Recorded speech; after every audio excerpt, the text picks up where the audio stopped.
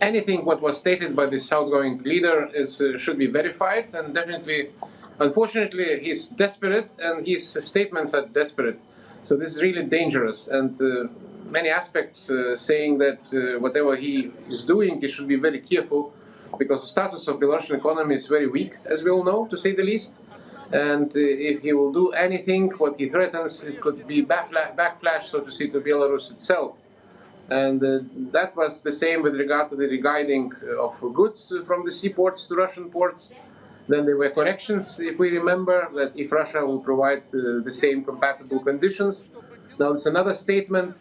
It's not just with regard to the closing of border, but what is also disturbing us, that this half of the army will be sent to the western border to defend Belarus, knowing that nobody threatens Belarus. So it's really creating confusion, more tension, and it's very counterproductive.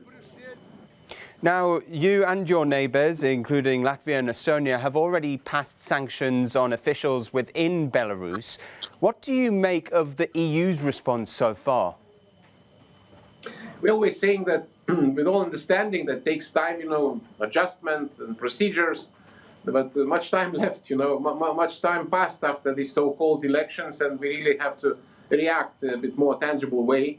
And I believe it will happen. It will happen because we're discussing these issues. We are preparing some so to say, concrete decisions. After my meetings in DC, I can say really good news that this is also in coordination with the United States, other stakeholders. So that's something should happen. Definitely would like to do that more speedily. It's not a secret. And sometimes we're reacting, unfortunately, too late, sometimes too little. It's becoming the habit.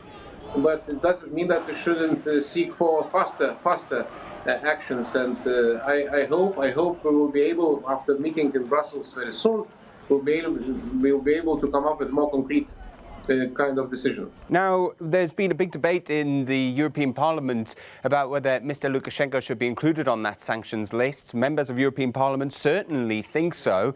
Are you going to push the EU to include Lukashenko on the sanctions list? No, insisting to do that since very beginning, and I actually have do not understand reasoning why not to do that, because previously we were issuing sanctions, and there were up to 150 people on the list, and including Lukashenko. It was not a problem with regard to channels of communication. They must be kept accountable, basically. And when we're talking about this outgoing leader, it's important to say clearly that he's really outgoing, that his mandate morally, politically expired, and soon legally. So he cannot act on behalf of his own people, speak on behalf of them, or decide something, or sign something on behalf of them. It should be very clearly said by international community, by European Union, by others. And this is a matter of principle. So I believe there's no reason to exclude him from the list, because he's the major figure who is responsible for what happened. What do you make of the opposition in Belarus, and do they stand any real chance, considering the fact of how fractured they are at the moment? Tikhanovskaya is in your country, and there is no real organisational structure to the opposition council. Yes, this is true. This is on one hand really quite messy with regard to the attitude and position of this de facto leadership, because they have no clue to whom they should fight.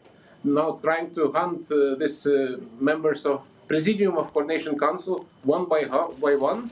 Just one person still is free, and Nobel Prize winner Alexievich, but she's also intimidated, and they believe they will solve the issue like that. But it's not maybe the case, because these people on the streets, they have organized. It's no connection of this Coordination Council, and this is the reality. Also, we have to understand. So, situation is as it is.